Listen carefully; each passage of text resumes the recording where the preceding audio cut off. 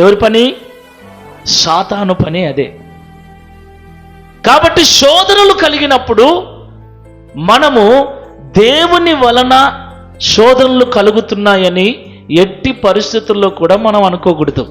ఎందుకంటే దేవుడు శోధించేవాడు కాదు, శోధన నుండి విడిపించేవాడు. హల్లెలూయా. మరి ఎవరు శోధన కలిగిస్తాడు? సాతానుడు కలిగిస్తాడు. ఎందుకంటే వాడి పేరు శోధకుడు, అపవాది, శోధించేవాడు. ఎవరిని శోధిస్తాడు? ఇంతకు ఎవరిని పడితే వాళ్ళని శోధించడు. ఎవరిని శోధిస్తాడు? ఇప్పుడు చెప్పాలి మీరు. దేవుని పిల్లలను కూడా అందరిని శోధించడు. ఎవరిని శోధిస్తాడు? వాళ్ళల్లో డబ్బు ఎవరికైతే కావాలనో, పాపపు కోరికలు ఎవరికైతే ఉన్నాయో, శ్రమలు ఎవరికైతే ఉన్నాయో, అంటే ఇప్పుడు చూడండి, మనము కొంతమందిని చూస్తానే మనకు కనపడుతుంది వాళ్ళు దిగులుగా ఉన్నారా, సంతోషంగా ఉన్నారా, ఏంటి అని వాళ్ళ ముఖం చూస్తానే మనకు కొంతవరకు కదా అడుగుతుంటాం, ఏం దిగులుగా ఉన్నావు ఏంటన్నా, ఏమ్మా అంటుంటాం. అంటే మనం వాళ్ళని చూస్తేనే మనకు ఏదో వాళ్ళు ఏదో ఒక బాధలోనో ఏదో సంథింగ్ ఉన్నారని మనకే అర్థమవుతుంది.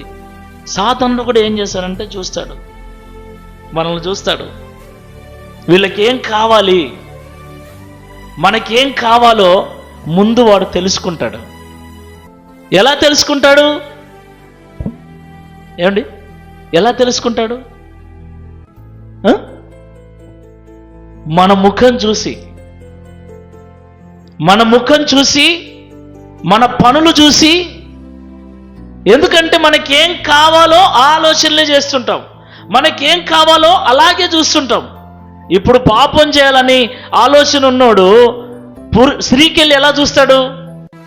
పాపం చేయాలని మనసున్నోడు ఎలా చూస్తాడు? వాని చూపే అర్థమైపోతుంది, ఈయన చూపు సరిగ్గా లేదురా, ఈయన మాట సరిగ్గా లేదురా. మనకే అర్థమైనప్పుడు వాడికి ఓహో వీడికి ఈ ఆలోచనలు ఎక్కువ ఉన్నాయి కాబట్టి వీడిని ఆ ఆలోచనలోనే లోపలికి తీసుకెళ్ళాలి.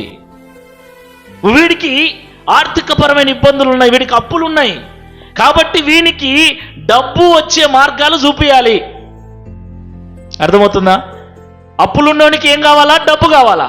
డబ్బు వచ్చే మార్గాలు చూపించి ఆ మార్గాల గుండా నిన్ను నడిపించి దేవునికి దూరం చేయటం అని ప్లాను.